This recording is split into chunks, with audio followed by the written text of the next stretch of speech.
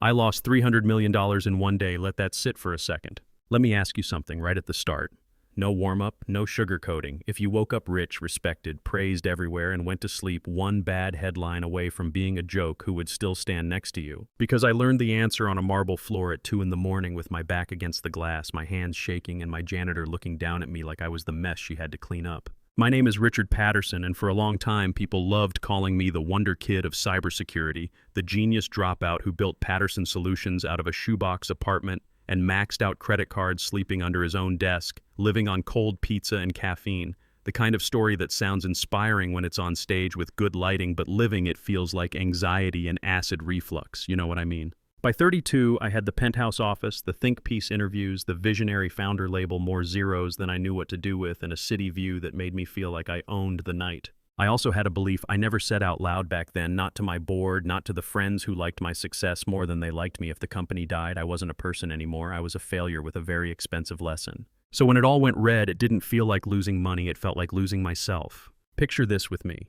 That ridiculous top-floor office glass on 2 sides, the kind of polished concrete and chrome interior designers sell to insecure rich guys, the city lights spread out like a promise that I'd won, and right there in the middle of all that, my laptop screaming. Dashboards bleeding red, client systems dropping offline, corrupted logs, backup failures, bank emails about temporary holds on my accounts pending investigation, a foreclosure notice scheduled for the actual building if we couldn't prove solvency, and on top of that, a system error message telling me I, the founder, was locked out of my own mainframe.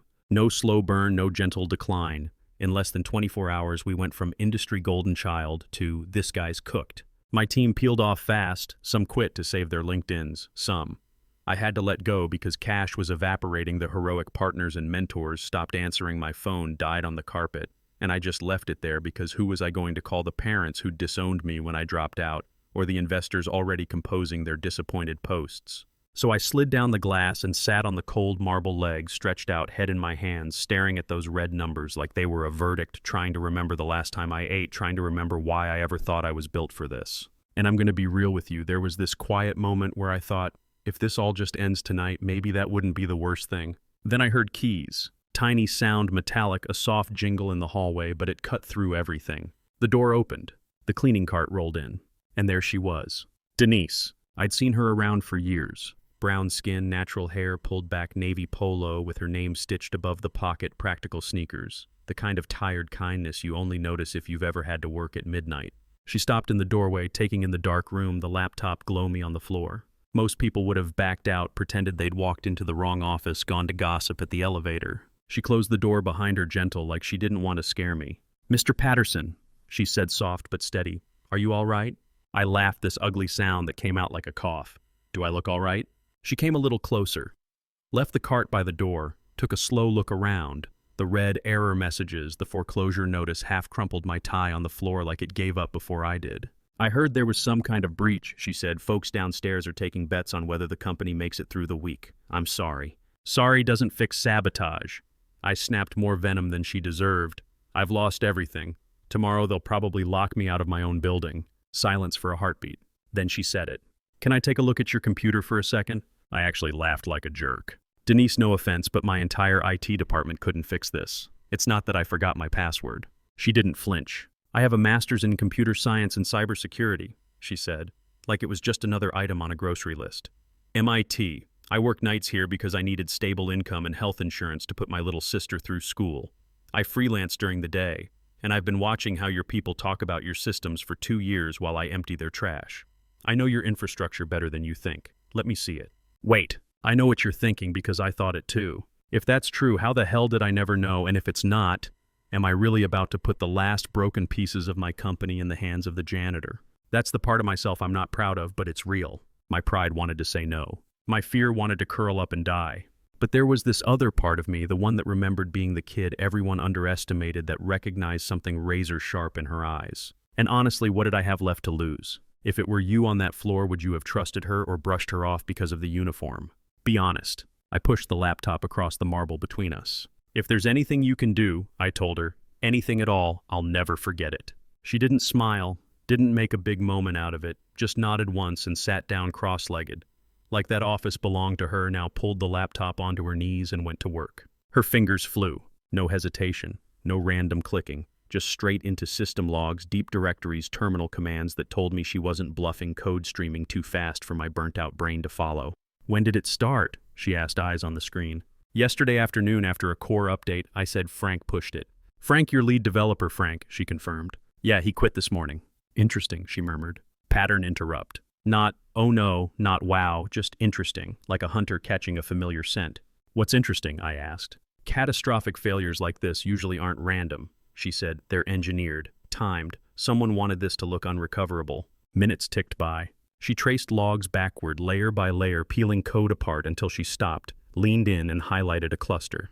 "There it is," she said. "Logic bomb, delayed trigger wipes, core tables, fakes, backup corruption, covers its own tracks. And this style, this structure, these markers, this is your boy Frank." My stomach turned to ice. You ever trust somebody so much you hand them the keys and then realize they've been smiling at you on their way to burn your house down? "Yeah." "Can you fix it?" I asked, hating how small my voice sounded. She finally looked at me head on. "Yes," she said, "but I'm going to need full access, zero ego, and we're going to be here all night. And I'm not sugarcoating this in the morning. We tell the truth or we don't bother." "Do whatever you have to do," I said. "I'll get you access." "Good," she said. "And call me Denise. If I'm going elbow deep into this mess, we're not doing Ms. Williams all night." I called the bank, called emergency contacts, signed off on granting her admin credentials while she sketched an attack map on a legal pad, arrows, times, backdoors, all of it neat and clean. She found the real backups buried but untouched, and wrote a counterscript that hunted Frank's poison in every corner of the system, replaced it with clean segments, rebuilt our database inside a hardened environment he hadn't compromised. I kept waiting for her to slow down to guess. She never did. At about 3 in the morning, exhausted and vibrating on fumes, she hit enter, and we just sat there shoulder to shoulder on that expensive floor watching lines of status messages roll by. Offline, online. Corrupted, restored. Red, green. One by one, the systems came back to life. "You're up," she said, finally rubbing her neck. "Data's intact, clients are safe, security holes, patch tracking is in place. He wanted to bury you, he failed." I stared at the screen, at the little green checks I'd once taken as background noise, and my vision blurred. I turned away, wiped my eyes. "It's okay," she said quietly. "That was a lot to carry alone." I shook my head, half laugh, half broken. "You just saved my company in one night. No consultant, no legal disclaimer, just you. Denise be my CTO." She blinked, eyebrows lifting. "In this," she tugged her janitor polo, "you realize I was cleaning the bathroom down the hall like 5 hours ago, right? I realize my highly paid experts failed, and the woman we never bothered to ask just did the impossible on her break." I said, "I'm done pretending the title matters more than the work. Take the job, full authority, full respect, full pay, and tomorrow morning we show them exactly who you are." She held my gaze. "I'm not here to be your diversity story," she said. "I take this, I do it my way. Real access, real budget, no puppet show." "Deal," I said on the spot. That was the start, but not the whole story. Stick around because what happened next will blow your mind. By 8 a.m., we were standing in front of my 3 primary investors. They'd already started writing us off. You could see it, the polite but distant nods, the guarded eyes. "I'd like you to meet Denise Williams, our new Chief Technology Officer," I said. They looked surprised, then skeptical. They remembered her, you could tell. Janet's eyes flicked down to the uniform blazer we'd pulled together back to Denise's face. "That's a fast appointment," one of them said. "The only reason you are not in the middle of a public funeral for your money right now," I told them, "is standing next to me."